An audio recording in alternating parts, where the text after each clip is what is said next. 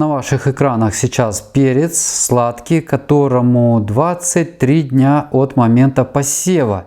Сеяли в кассету, небольшую по объему, но достаточную, чтобы рассада развивалась в этом объеме грунта. За это время мы не проводили никаких подкормок, потому что грунт, который мы покупали, он профессиональный, это Классман, и в нем и фосфор, и азот, и калий присутствовали для развития растений, этого хватало. Давайте осмотрим растения поближе. Вот так сейчас выглядит корневая система. И стебель уже слегка, конечно же, подтянуты. Комнатные условия есть комнатные условия. Повышенная температура и мало освещения. Поэтому мы сейчас будем проводить пересадку вот в такой рассадный стакан. Проводим заглубленную пересадку рассады в стаканы. Заглубить можно не до самых семядолей, а приблизительно за сантиметр до семядолей. То есть часть стебля мы заглубим, часть стебля останется над поверхностью. Насыпаем на донышко рассадного стакана немножко грунту и устанавливаем. Подсыпаем остальным количеством грунта. Друзья, если вы так сделаете, то рассаду перца вы сможете продержать в комнатных условиях достаточно еще длительное время.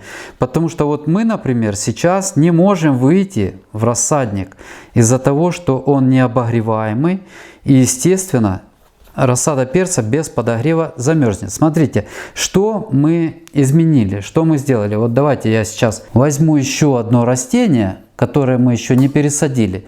И посмотрим поближе, как мы поменяли ситуацию. Видите, какую часть стебля мы заглубили.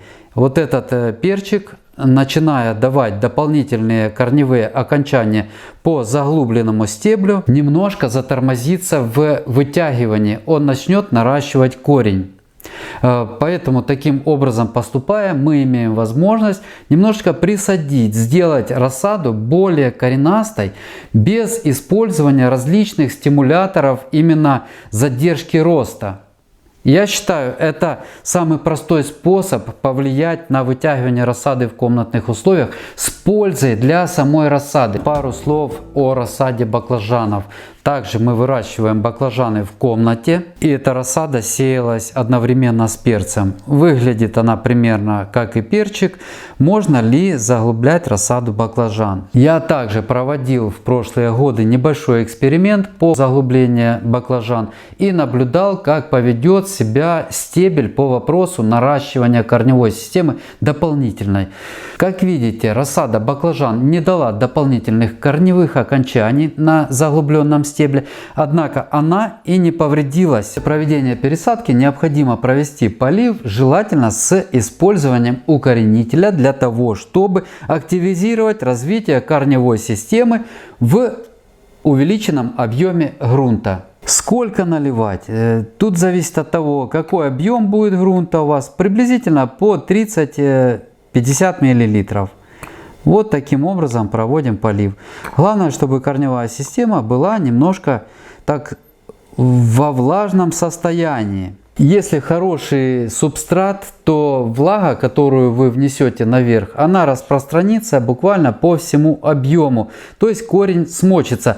И вода поливная не будет выливаться с дренажных отверстий. Вот, собственно, все, что нужно сделать для того, чтобы рассада еще достаточно длительное время произрастала с минимальными потерями в комнатных условиях. Друзья, если видео было полезным, не забудьте поставить лайк. Кто не подписался на канал, приглашаю подписаться. До следующих встреч!